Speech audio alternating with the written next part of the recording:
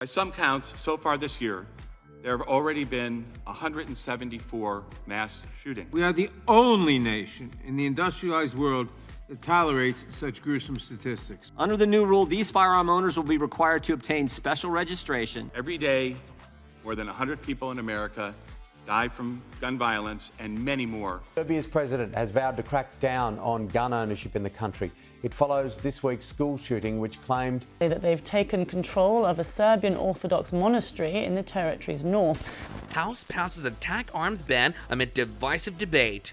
Following a string of massive slayings, Democrats appear to be pursuing more stringent armed crime prevention measures, as evidenced by the passage of legislation by the House that would outlaw attack arms for the first time since 2004.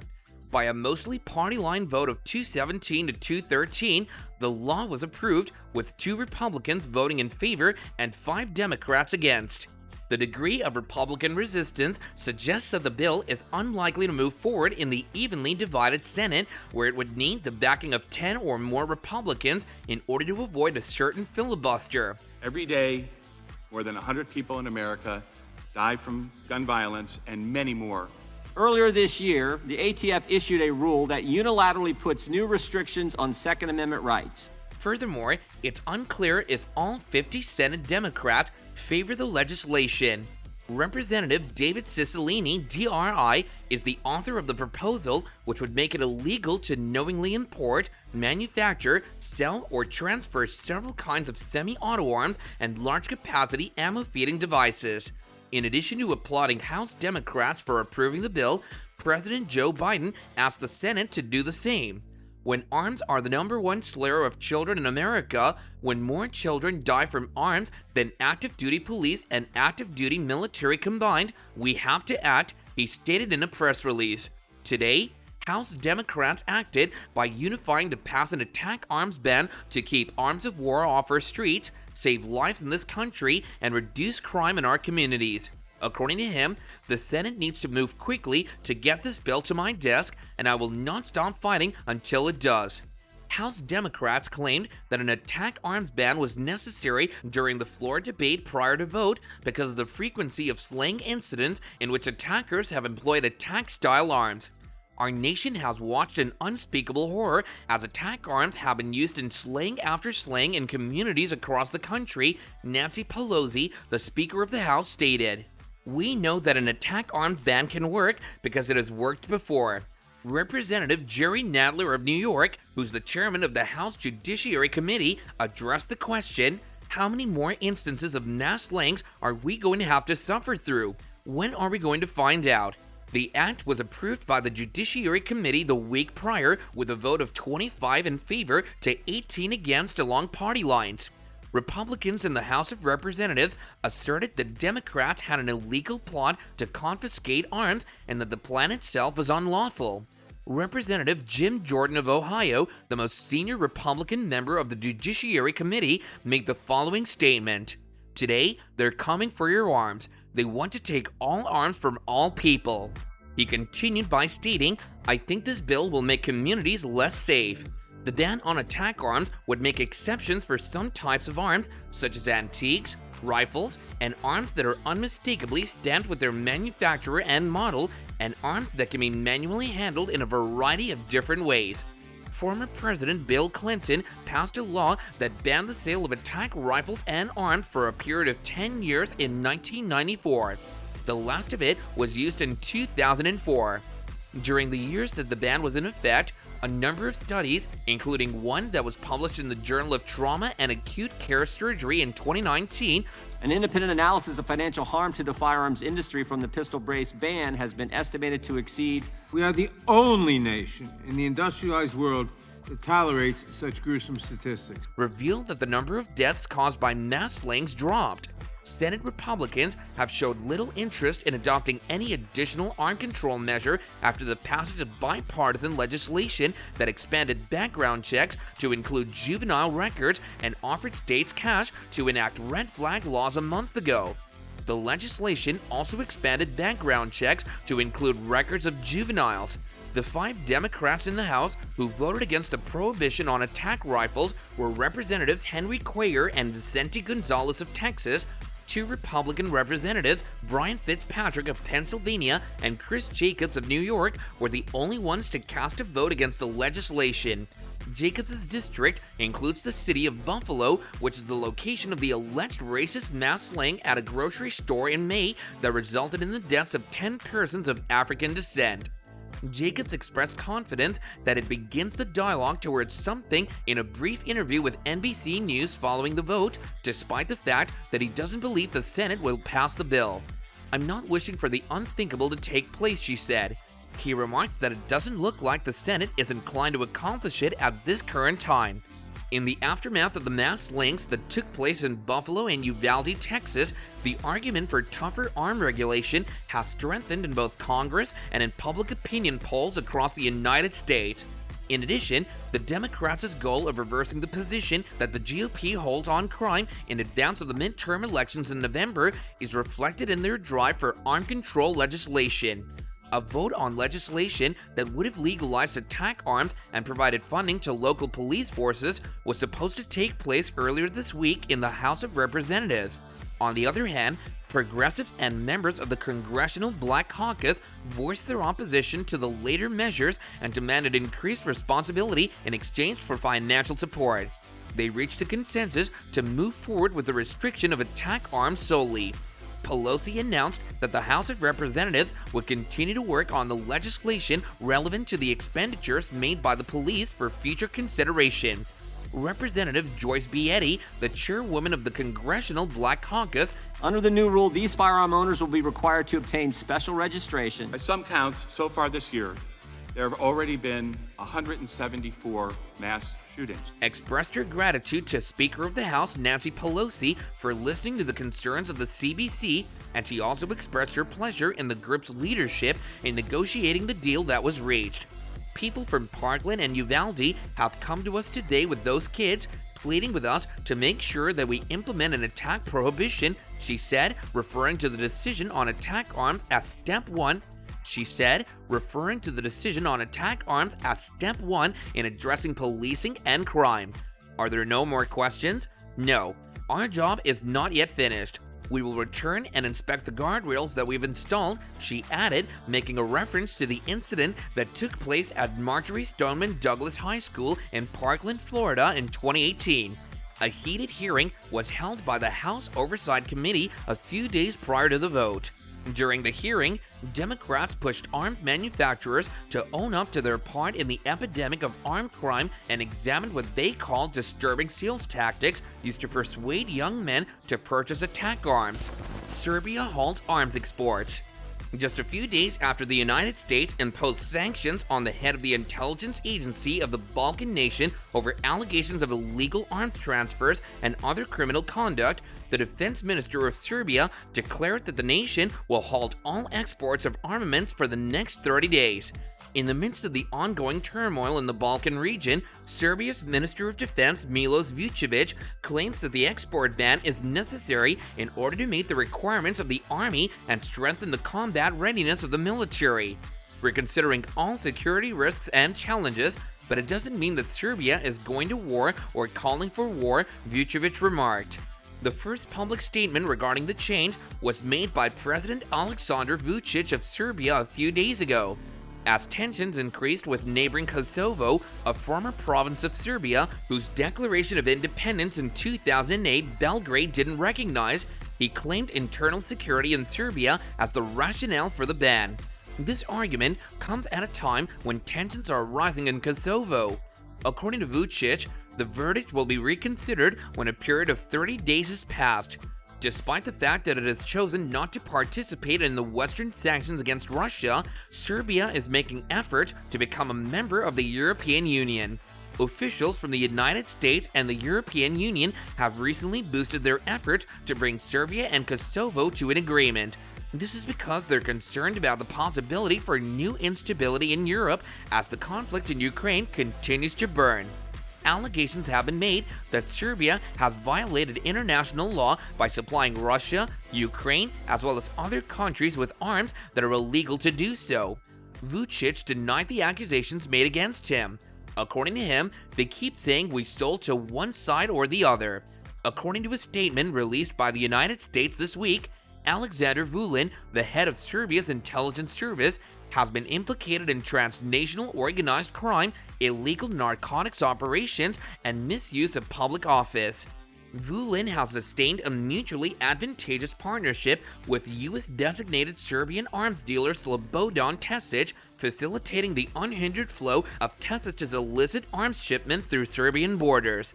The United States has expressed their concerns, and Serbia has committed to investigating them. According to RTS television in the state, the Organized Crime Prosecutor's Office made an announcement that they will be searching the United States for information and concrete evidence against Vulin. Vulin is well known for his support of Russia and has a close relationship with Vučić. Serbia's president has vowed to crack down on gun ownership in the country. It follows this week's school shooting, which claimed the Ministry of Interior has been instructed to review and tighten the regulations for hunting weapons. That they've taken control of a Serbian Orthodox monastery in the territory's north. Before being promoted to the role of head of espionage for the Balkan state a year ago, he had served in the past as both the Minister of the Interior and the Minister of Defense. In spite of Belgrade's opposition to Russia's invasion of Ukraine, Vulin made a rare state visit to Moscow in August of the previous year. This was symptomatic of Belgrade's maintaining connections with Moscow. Vulin subsequently conveyed to Sergei Lavrov, the Russian Minister of Foreign Affairs, that Serbia is the only state in Europe that didn't introduce sanctions and wasn't a part of the anti-Russian hysteria. According to Vučić, the position that Vulin takes towards Russia and not crime and corruption is the reason that the United States government imposed sanctions.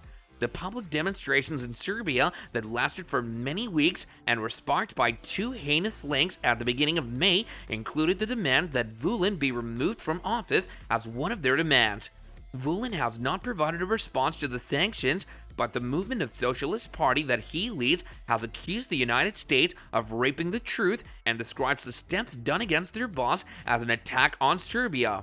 The United States has, up until this point, imposed sanctions on certain individuals in the Balkans who were suspected of engaging in corrupt practices, posing a threat to regional peace and stability in the wake of the wars that took place in the 1990s, and who were also suspected of aiding Russia's nefarious actions in Serbia and the surrounding area.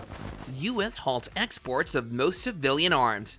The Department of Commerce made the announcement that for the next 90 days, the United States will not issue export licenses for the vast majority of civilian arms and ammunition, citing concerns about national security and foreign policy. This prohibition will apply to any and all non-governmental uses of these items. According to the Department of Commerce's announcement, an immediate investigation will be carried out to evaluate the risk of arms being diverted to entities or activities that promote regional instability, violate human rights, or fuel criminal activities. There was no other information offered regarding the reason for the pause other than the fact that arms and optical sights were affected. The Commerce Department declined to comment on anything beyond what was already available on its website. Bloody hands of the terrorist organization Hamas, a group whose stated purpose for being is to kill Jews. When dictators don't pay a price for their aggression, they cause more chaos and death and more destruction. According to Joanna Reeves, an attorney with Reeves and Dola in Washington who specializes in export controls and arms, the halt applies to the vast majority of rifles and ammunition that can be purchased in an arms store in the United States. Reeves asserted that in all her years working in the Commerce Department, she had never seen them act in such a broad manner. For sure, they have individual country policies, but nothing like this, concluded the speaker. The temporary cessation of shipments will not have an effect on export licenses for countries such as Israel and the Ukraine, as well as for a few other close friends. It's possible that the export prohibition will have an impact on arms manufacturers in the United States like Stern, Ruger & Co., Smith & Wesson brands, and Vista Outdoor. Customers from other countries, including distributors and arms merchants amongst their ranks. Exporters are permitted to continue submitting licensing requests during the delay. However, the request will be held without action until the pause is lifted. According to the Department of Commerce, export licenses that have already been issued will not be affected by the halt. Clear, though, that if we see that aid being misappropriated, being taken essentially by Hamas for its own purpose. Hid their fear for hours and hours, desperately trying to keep their children quiet to avoid drawing attention. Applications that list unnamed government, military, or law enforcement users will be returned without action, and exporters are forced to identify specific end users in order to sell their wares to government clients. Biden administration halts overseas arms sales for 90 days. In a news release published, the Biden administration announced that it will place a restriction on the export of arms for a period of 90 days. As the most significant backer of the arms control business gleefully reported on behalf of the news outlet. Late in the day, the government agency issued the news that it will no longer be granting new export licenses for the international commerce sale of semi-auto and new auto arms. In Israel, I saw people who are strong, determined, resilient, and also angry, shocked, and in deep, deep pain. Biden made a sales pitch that's expected to be tens of billions of taxpayer dollars, arm and support both Israel and Ukraine. This change took effect immediately. The countries of Israel and the Ukraine, along with about 40 other countries that are part of an export control deal, are immune from the freeze. However, it does include some of the major markets for American arm manufacturers such as Guatemala, Thailand, and Brazil. A study by Bloomberg News exposed the consequences of U.S. government assistance for arms sales on those nations, and this region includes some of those nations. The department announced the pause and made it clear that the review will be conducted with urgency and will enable the department to effectively assess and mitigate risk of arms being diverted to entities or activities that promote regional instability, violate human rights, or fuel criminal activities. Oh, I see what you mean. Does it make sense to classify the Mexican army as one of the entities that promote regional instability, given that it loses 1/3 of its small arms on an annual basis? Sometimes we all got short attention spans, but this is a very real conflict as well about good versus evil. In Israel, we must make sure that they have what they need to protect their people today and always. Because the ADF has never been obliged to get export licenses in the course of its efforts to smuggle tiny arms south across the border. It's safe to assume that the ADF is now heaving a sigh of relief as a result of this measure. The desiccated husk that sometimes sits behind the resolute desk has referred to the American arms business as the enemy. The White House has been waging a war against arms rights and the American arms industry for the past 3 years. The news was made to try to generate as little buzz in the media as possible. Under the persistent pressure of its supporters in the arms control sector, the Biden administration has, since taking office, implemented a number of policies and administrative reforms to restrict arms rights and crack down on parts of the arms industry that they believe they could get away with. The president described this perilous moment that we are in globally when it comes to our national security. More than 1,000 civilians slaughtered, not just killed, slaughtered in Israel. This is all in response to the fact that the administration believed that they could get away with these things. Imagine redefining the frame and receiver, making it illegal to employ arm bracing, removing funding from educational institutions that provide hunting safety training, and establishing a White House ministry dedicated solely to the issue of arm regulation. These are just some of the ideas that have been floated as potential solutions. As if these weren't enough, here's another happy incident. The Commerce Department has opted not to support the National Shooting Sports Foundation's SHOT Show, which is scheduled to take place from January 23rd to January 26th. This decision was made simultaneously with the announcement of the 90-day pause in export licensing. Since the Trump administration shifted the arms export control from the anti-arms State Department to the more business-friendly Commerce Department back in 2020, staunch opponents of arms have been outraged over the decision. Death threats for Republicans who did not back the party's nominee, Jim Jordan. The president also announced $100 million in aid to Gaza, in addition to the support for Israel to Gaza. They've never been content with what they consider to be a lack of action on the part of the Biden boss over export limits. Now that the election is getting closer and the president's approval numbers are falling, the administration is dangling yet another bait in the hopes of boosting their support. The decision made by the agency was praised by those who opposed the updated rule. Since more than a year ago, Representative Joaquin Castro and Senator Elizabeth Warren have been putting pressure on the administration of former Vice President Joe Biden to provide an explanation for the increase in the number of export licenses granted for attack arms.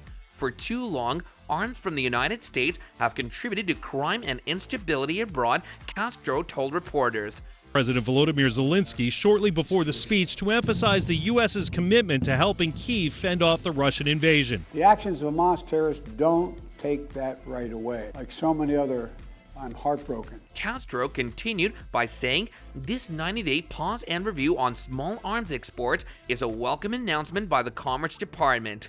Castro is a Democrat from Texas. Bloomberg's investigation into the arms industry's successful strategies for increasing product sales abroad in conjunction with pro-business legislation in the United States has taken several months. The investigation began in July with a look at arms sales to Thailand, the location of one of the bloodiest mass slayings in the history of the world, which was carried out with a semi-auto arm produced in the United States in the previous year. An article that was published on the 19th of October described the tremendous help that the Commerce Department provides to SHOT Show, including directing over 3,200 international customers to the event this year. The item was titled SHOT Show Benefits from Commerce Department's Generous Support. Before exporting arms, one must first comply with the application legislation and obtain the necessary authorization from the government. Dedicated a significant portion of his address to calming tensions, repeatedly denouncing anti-Semitism and Islamophobia. More to the conflict that is raging now in Gaza and to the horrific terrorist attack that our ally Israel. It would appear that the Department of Commerce was selling a preferred American corporate sector to an excessive degree of success. It would appear that someone on Constitution Avenue failed to read the memo that stated that, in the perspective of the White House, enabling the sale of arms to foreign countries now amounted to engaging in trade with the enemy. Biden administration halts arm ammo exports, with exceptions for Israel, Ukraine, and allies. According to an announcement made by the Biden administration, the United States federal government would temporarily suspend the export of arms and ammunition, with the exception of some friends such as Israel, Ukraine, and others. On October 27th, the United States Department of Commerce announced effective immediately a 90-day freeze on the export of new arms and ammunition. The department also stated that other international arms trade maneuvers and restrictions could be on the horizon. The department may take additional steps to serve the interests of the United States in terms of both national security and foreign policy. Young people massacred while attending a musical festival to celebrate peace. Celebrate peace. White House funding requests will be sent to Congress tomorrow. The Democratic-controlled Senate is expected to act quickly to pass the supplemental. During this pause time, the department will further analyze current arms export control review policies to determine if any changes are required to enhance U.S. national security and international policy interests. The purpose of this evaluation is to establish whether any changes are warranted to advance U.S. national security and foreign policy interests. According to a statement released by the Department of Commerce, the review will be conducted with urgency and will enable the department to effectively assess and mitigate the risk of arms being diverted to entities or activities that promote regional instability, violate human rights, or fuel criminal activities. The United States is now supporting Israel and Ukraine in their respective conflicts against Islamic militant group Hamas and Russia. Therefore, these prohibitions don't apply to either country. Along with Mexico, the United Kingdom, Canada, as well as other countries that are allies of the United States are also exempted. However, the prohibition will apply to markets in Brazil, Guatemala, and Thailand, as well as a number of additional Middle Eastern markets other than Israel, African markets, and Latin American markets that aren't already subject to trade restrictions from the United States. Military support for Ukraine would have, quote, a week left to live, but we're not withdrawing. Biden needs Congress to approve that spending, but the lawmakers apparently no closer to electing a speaker. The U.S. agency that issued the export licenses emphasized its right to modify, suspend, or revoke licenses as appropriate and to take additional steps to further U.S. national security and foreign policy interests. The 90-day pause doesn't affect previously issued export licenses, the agency said. The decision was made after a number of Democratic lawmakers, including U.S. Senators Chris Van Hollen of Maryland, Elizabeth Warren of Massachusetts, Ron Wyden of Oregon, and Senate Majority Leader Chuck Schumer of New York, wrote to President Joe Biden last month asking him to take more executive actions related to arms in light of the fact that efforts to control armed crime have been thwarted by opposition from Republicans in Congress. Well guys, that's it for today's video. See you next time, and bye for now.